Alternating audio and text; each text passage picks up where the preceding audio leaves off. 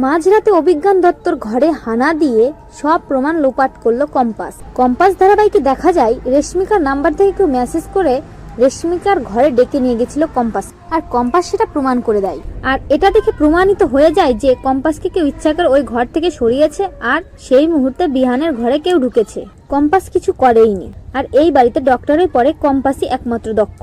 তার কারণেই আর কোনোভাবেই কম্পাসকে জব্দ করতে পারে না ওই মুক্তিরা। এক প্রকার নাকানি চুপানি খেয়ে মোনালিসা বাড়ি থেকে বেরিয়ে যায়। তবে কম্পাসকে সতর্ক করে ঋতুজা। ঋতুজা কম্পাসকে বলে, শোন কম্পাস, আমাদেরকে যা করার তাড়াতাড়ি করতে হবে। কেসটা আবার কোর্টে উঠবে, হিয়ারিং এর ডেট আছে সামনে। সব থেকে বড় কথা, আমাদেরকে প্রমাণ জোগাড় করতে হবে। আর এই প্রমাণ যদি আমরা জোগাড় করতে না পারি তাহলে কিন্তু অভিজ্ঞান দত্ত জিতে যাবে। কম্পাস ঋতুজাকে বলে, মা, প্রমাণ তো আমরা জোগাড় করবই, আর তার জন্য জিতকে আমি বলেও দিয়েছি ওই কেমিক্যালটা কোথা থেকে এসেছে, কে ওর লাইসেন্সে আছে, সবটা যেন জিত জোগাড় করে। তবে আমাকেও চুপ করে বসে থাকলে চলবে না। আমার মনে হয় আমি যদি একবার অভিজ্ঞান দত্তের বাড়িতে ঢুকতে পারি তাহলে অনেক কিছু আমি প্রমাণ পাবো। ঋতুজা কম্পাসকে বলে, কম্পাস, অভিজ্ঞান দত্তের বাড়িতে তুই এই মুহূর্তে ঢুকবি কি করে? কম্পাস ঋতুজাকে বলে, আমি যখন বাড়ি থেকে বের হব তখন ডক্টর থাকবে বিহানের কাছে, আর তাছাড়া আমাকে চুপি চুপি ও বাড়িতে ঢুকতে হবে। এমনকি সেটা শ্রেষ্ঠ আন্টিও জানবে না, কারণ আমি চাই না শ্রেষ্ঠ আন্টি কোনো বিপদে পড়ুক। সবার চোখের আড়ালে আমি ও বাড়িতে ঢুকবো, আর তারপর আমি অভিজ্ঞান দত্তের ঘর সার্চ করব। আমার মনে হয় ওখানে আমি অনেক কিছু পেতে পারি। আর অভিজ্ঞান দত্ত বোকা নয়, তাই নিজের কবজায় সমস্তটা রেখে দেবে, আর সেগুলো আমাকে খুঁজে বের করতে হবে। আমার নিজের মতো করে প্রমাণ জোগাড় করতে হবে। আর মাঝরাতে ঋতুজাকে বলে বেরিয়ে পড়ে। অন্যদিকে ঘরে সে সময় বিহানকে দেখাশোনার জন্য ডক্টর থাকে। ঋতুজা ভাবতে থাকে, কম্পাস পারবে তো, কোনো বিপদে পড়বে না তো?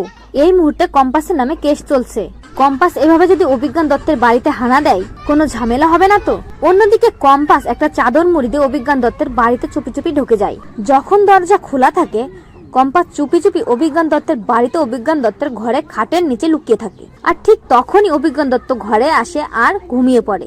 সেই মুহূর্তে কম্পাস চুপি চুপি অভিজ্ঞান দত্তের ঘরে সবকিছু সার্চ করতে থাকে, এবং একটা সময় কম্পাস একটা ফাইল পায়, আর সেই ফাইলে দেখতে পায় অভিজ্ঞান দত্তের নাম আছে, এবং যে তারিখে ওই ল্যাবে কেমিক্যাল বিস্ফোরণ হয়েছিল সেই তারিখেই কিন্তু অভিজ্ঞান দত্ত কেমিক্যালটা কিনেছিল।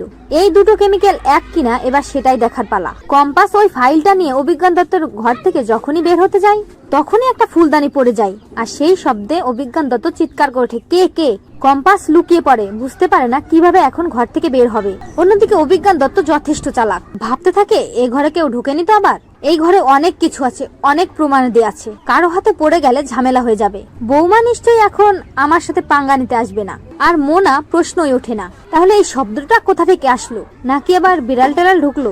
অন্যদিকে কম্পাস আস্তে আস্তে লুকিয়ে ওই ঘর থেকে বের হওয়ার চেষ্টা করলো। তো বন্ধুরা, তোমরা এনে যাও তো এভাবেই যেন চুপি চুপি সবার চোখের আড়ালে অভিজ্ঞান দত্তর ঘরে ঢুকে সব প্রমাণ লোপাট করে কম্পাস? কমেন্ট করে জানাতে ভুলো না। আর চ্যানেল নতুন হলে অবশ্যই দয়া করে চ্যানেলটি সাবস্ক্রাইব করো।